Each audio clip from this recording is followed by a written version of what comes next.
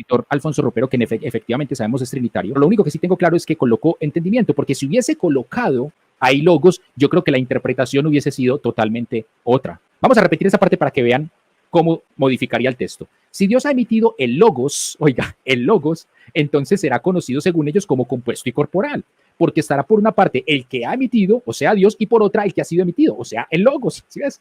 Entonces, sabemos que en la terminología griega, el concepto logos, que nosotros traducimos en nuestra Biblia como la palabra o el verbo, es razón o entendimiento. Por eso quise enfatizar en este punto, porque Carlos Ochoa, con base en el contexto, está especulando, pero el contexto es muy diciente, como vamos a verlo ahorita más adelante. Continuemos. Si dicen ellos que ha sido emitido no fuera del Padre, sino dentro del mismo Padre, escuchen, aquí es muy importante porque Ireneo, créanme, mis amados, como lo vamos a ver un poquito más adelante, Ireneo no marca diferenciación entre Dios y el Padre. Él no lo hace. Él cuando habla del Padre es porque está hablando de Dios, y cuando habla de Dios está hablando del Padre. Entonces, por lo menos del Dios cristiano, es el Padre cristiano. Entonces, por eso dice, si dicen que ha sido emitido no fuera del Padre o de Dios, que ahorita lo veremos, sino dentro del mismo Padre, en ese caso será inútil decir que ha sido emitido. ¿Sí ven? O sea, si supuestamente sale del Padre, pero continúa en el Padre, ¿cómo van a decir que es alguien emitido fuera del Padre? En otras palabras, continuaría siendo el Padre. En ese caso será inútil decir que ha sido emitido, porque ¿cómo? Escucha, ¿cómo puede ser emitido si continúa dentro del Padre? ¿Cómo? Mire que no marca diferenciación entre el Padre y Dios. Porque mire que dice, el que ha emitido, Dios. ¿Sí lo ven en el contexto? Arriba, en la parte de arriba, el que ha emitido, Dios. Pero abajo dice, el que ha emitido es el Padre. Entonces mire que él juega con las dos palabras, pero no marca diferenciación entre una y otra. Como alcanzamos a ver, mis amados, a ver pensamientos y aún dogmas que son innegociables por parte de Ireneo de León, donde casi de manera, yo diría, sarcástica, confronta el pensamiento gnóstico de las emanaciones, que es lo mismo que decir, como le vengo diciendo a mi hermano Francisco, que es muy similar o un sinónimo de engendramiento. Por tanto, de la misma manera que en los hombres el entendimiento no es emitido, escucha, de la misma manera, o sea, ¿qué está haciendo aquí Ireneo? Está haciendo una metáfora, una analogía, una comparación entre Dios y los hombres.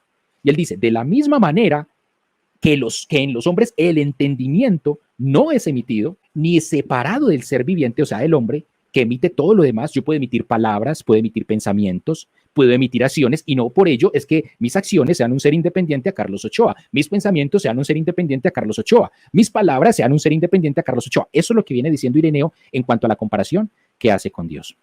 Sí, y continúa. Y si en cambio sus nociones y disposiciones llegan a manifestarse fuera, así como lo que acabo de decir, mis palabras, mis pensamientos, así con más razón, oiga, ocurre esto en Dios. Él no está diciendo que haya una diferencia con Dios, nos dice, es exactamente lo mismo, que Dios es todo entero entendimiento y no se separará de sí mismo, ni será emitido a la manera en que una cosa es emitida por otra.